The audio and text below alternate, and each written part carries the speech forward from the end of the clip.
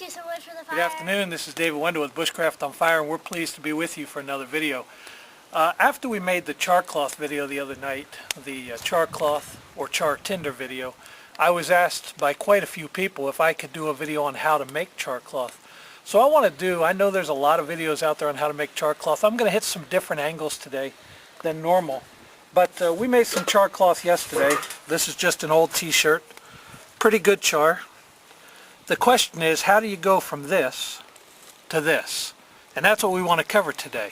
We're also going to cover how to make some natural tinders out in the bush, how to make char from different materials beside what you can just pick up. Now, a lot of people say, you know, you can only take so much Charcloth with you, and that's true. This can of Charcloth will last me for about 40 to 50 fires. That's a long time out in the bush. But what if I'm out there longer and need some other stuff? Well, we'll figure that out too. Now, when we talk about making Charcloth, you're going to have something to make it in. I've got a few different containers that I use. This large tin is what I generally use at home because I can make a lot of Charcloth in it. Out in the bush, I actually carry this tin here. This is just a Sucret's tin, I think, or Altoids tin kind of thing. Make a little hole in the end of it, and you can put this in the fire with Charcloth. And I actually wrap my char, which I'll show you in a few minutes when I put it in here, along with a piece of flint and a piece of steel. You can also make it in a 1-pound coffee can. You can even make it inside of your bottle, but you know, it puts a lot of residue in your bottle, so I wouldn't make it in my drinking bottle normally. But you can make it in a soda can. If you find an aluminum can out in the bush, you could use that to make it in. So there's a lot of different things that you can use to make it in. Now, as far as materials to use, one thing that you want to be sure of is that the materials that you have are combustible.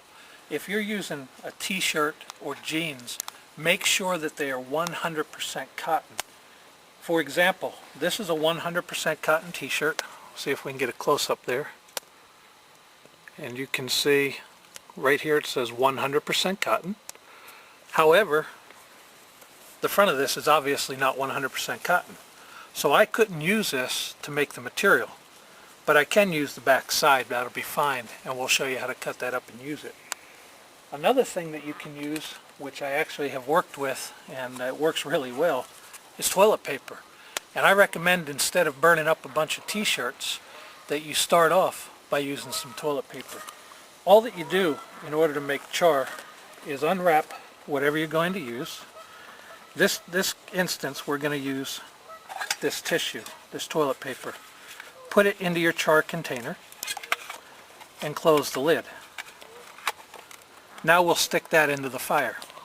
Okay, but let me show you how to prepare this t-shirt, and it's pretty simple. All that you're going to do is to make some cuts, and what you're going to do here is to begin just at one part. You can rip or you can cut, whichever works better for you. I like to rip, it leaves some edges on there. It works real well. And again, if you don't have an outlet for t-shirts, you can go down to your local thrift store, get them for nearly nothing. Okay, and when I make Charcloth out of a shirt, I like to make it into squares, about 1 inch by 1 inch. So just take and cut across here. You can see that's about 1 inch.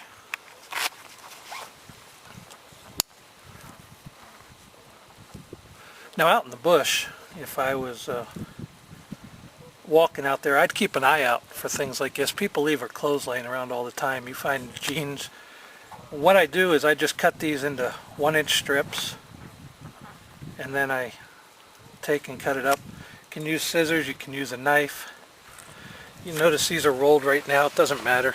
You know, we're just getting this cotton in here, and everything's good. It'll work. So we'll get that in the bigger can here.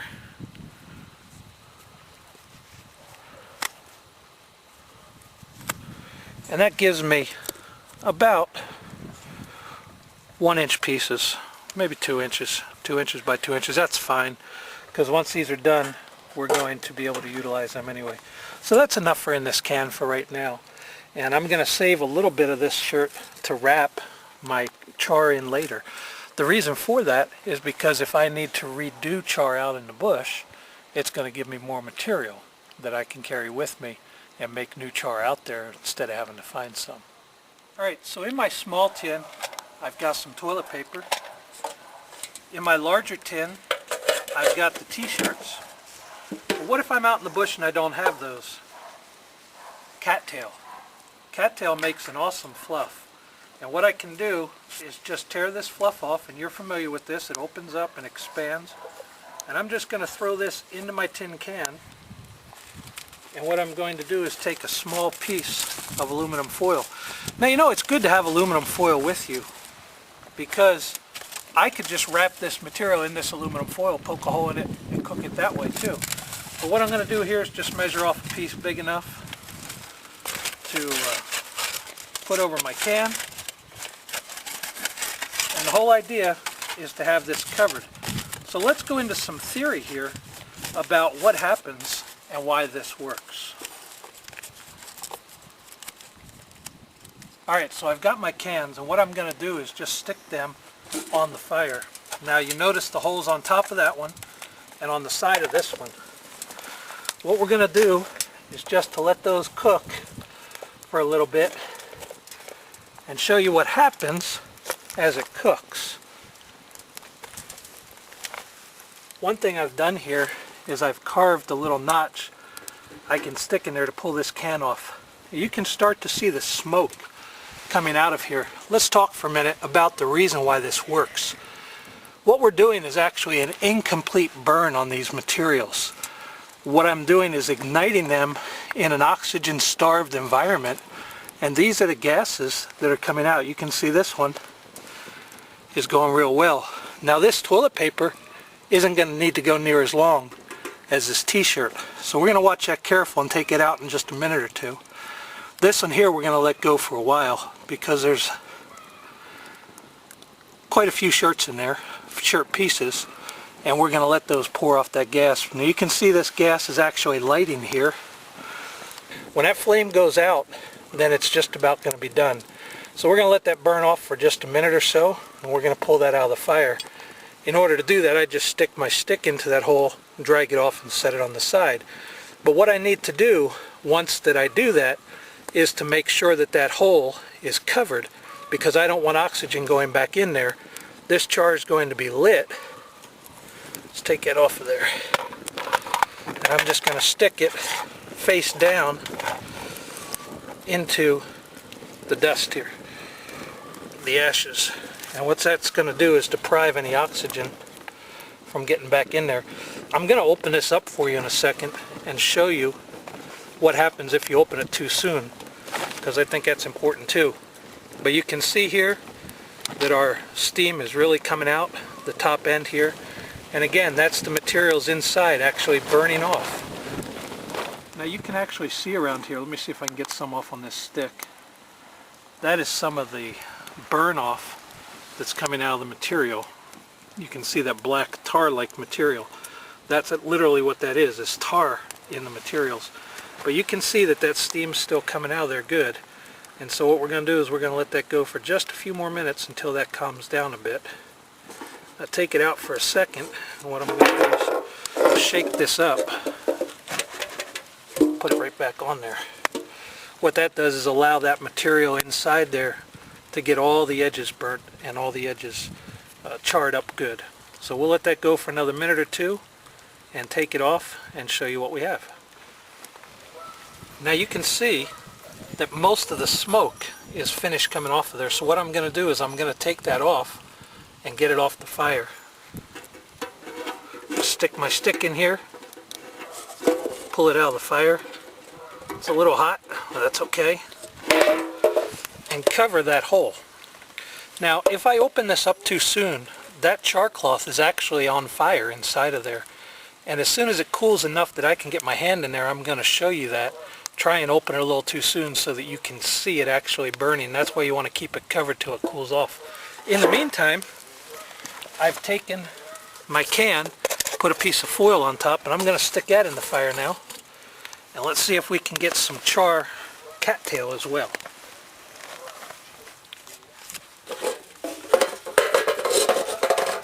Alright, now what I'm going to do, you can notice up here that the steam is starting to come out of this can, which means that our cattail is starting to burn. Let me take the lid off of this one and show you. Here we go. We've got some good char cloth. But I want you to see something. I took the lid off too soon on purpose. Can you see that there's smoke coming up here? That char cloth is actually lit still, and it's going to continue to burn just like it would if I struck it. You can actually see the flame come up here, or the coal. You can see that red coal. So I'm going to cover that back up, and I'm going to leave it covered. These things get a little hot when you're working with them. No problem. But we want to starve that oxygen out, so I'm just going to turn that upside down for a while and let the air stay out of there so it turns off. In the meantime, let's see how our cattail's doing. We're going to let that burn for just a minute or two. Add a little bit of wood here on the fire to get it going. You'll notice that the difference in heat makes a difference in how fast that burns. Let me blow that fire a little bit.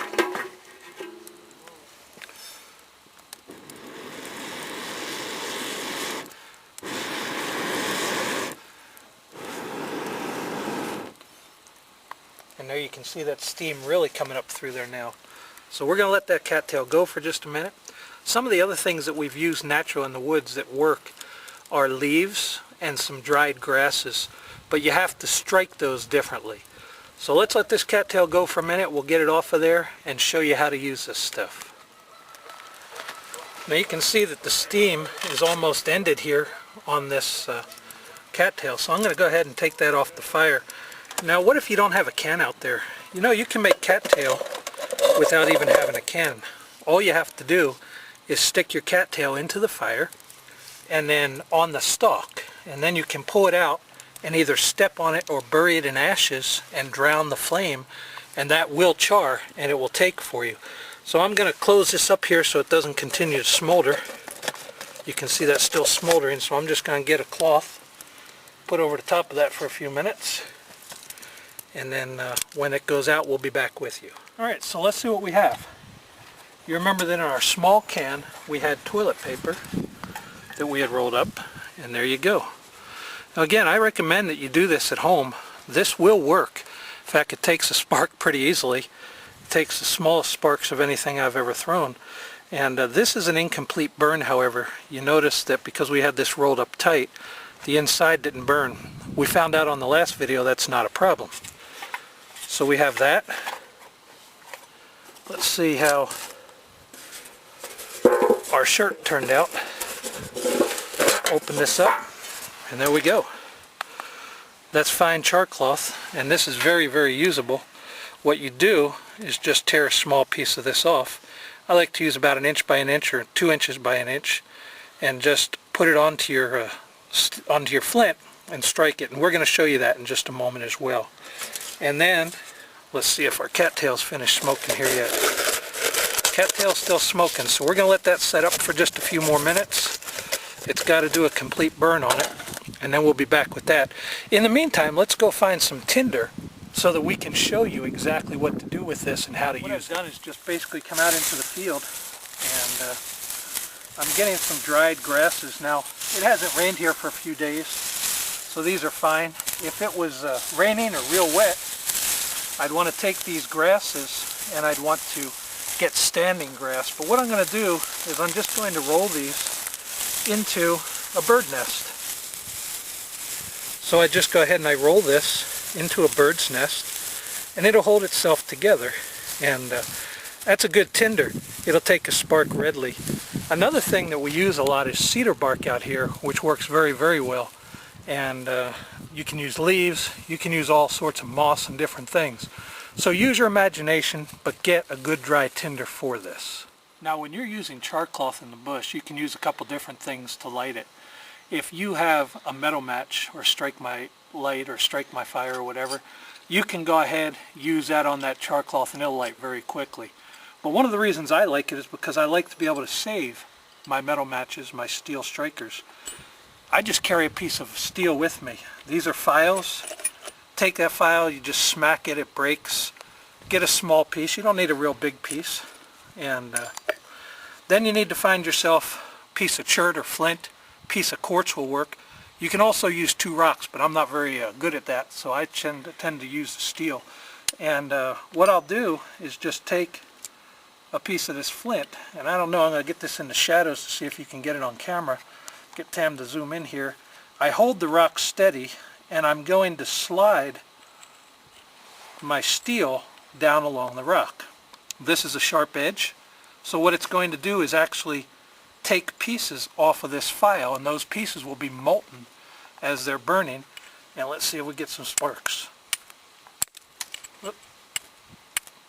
There you go.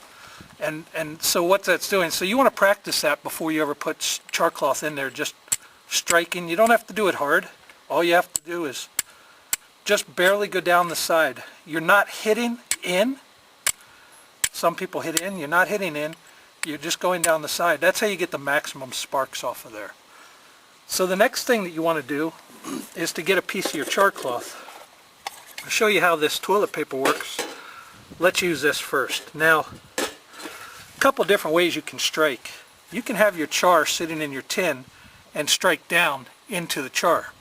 The problem with that is it's not as controlled, and you're going to have to use a lot more energy.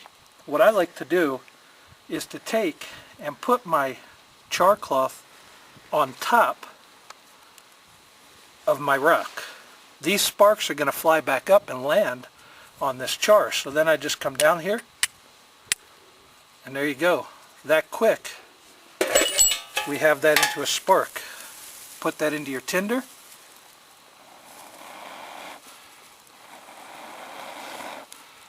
And that fast you have fire. This is just about as quick as you can do with a match or with a lighter out in the bush. The second thing we have is our shirt. And I want to show you what I do with this when I go into the bush. I generally use this small tin. And what I'll do, I've cut another piece of shirt here. It was actually a little too big. Let me rip that in half. And I've taken this shirt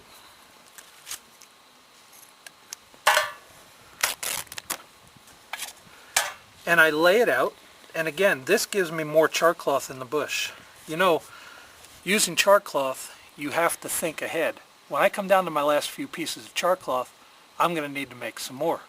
So what I do is take some with me to make more, and I'll just lay a few pieces in here. It doesn't matter really what shape they're in. These are round, and then I'm going to roll them up inside that shirt. Then I'm going to just simply take the shirt, put inside my tin, along with my striker, and a piece of flint. Now I don't need to put flint into my can here because we have so much around it just adds weight. That goes right into my belt pack, and I'm ready to go.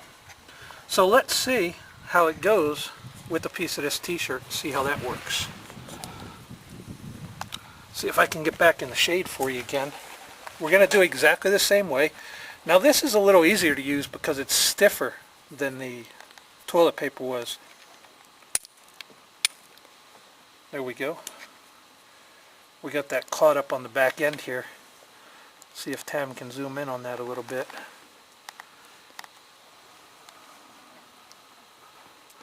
It took me a couple strikes on that one because I wasn't on a good edge of the rock. I was actually on a piece that had been used quite a bit. If that happens, what I can do is just basic flint knap and just make another raw edge here. Then boom, I've got a lot of sparks, and that would have lit probably on the first strike. Last thing we did was our cattail. Let's take a look at that cattail for a minute. See if that stopped steaming yet, and yes it has.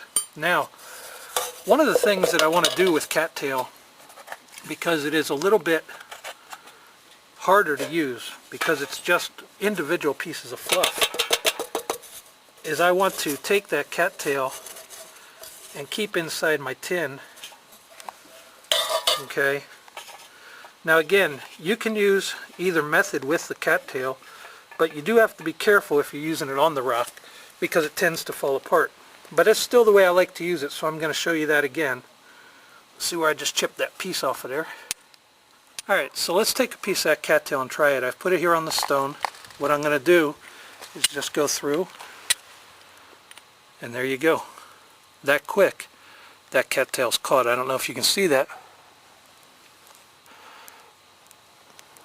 And you would put that into your tinder. Another thing that you can do if you want more is to set it into your can. And if I struck into the can, if I was to strike sparks into the can, then it would light like this. Then I could just pull a piece out and I could use that when I'm finished with it. Just shut it up and it'll go out. Easy enough. Well, I hope you've enjoyed this tutorial on making and using charcloth out in the bush. Again, get out there and experiment. Instead of spending a lot of money on different things, start off with the toilet paper and then go to some old used t-shirts. And you'll get to become an expert. Just take some time, take some practice. This is David Wendell with Bushcraft on Fire. And one of the things I want to do right now is to thank you guys. Earlier this week we were offered a partnership with YouTube. And that's quite an honor to us, not because of what we've done. You know, all we've done is shot some videos and put them out here. But it's because of you, the subscribers, your ratings, watching the videos and commenting on them, that has given us that possibility. One of the things that it does for us is allows us to make longer videos so we don't have to cut them in half, and so it makes it easier for you to watch. So thank you so very much for your support. Thank you for all of the subscribing. Thank you so much for all of your comments and rating the videos. We appreciate it very much. This is David Wendell with Bushcraft on Fire, hoping that you have a great day. Join us again for another video. We'll see you real soon.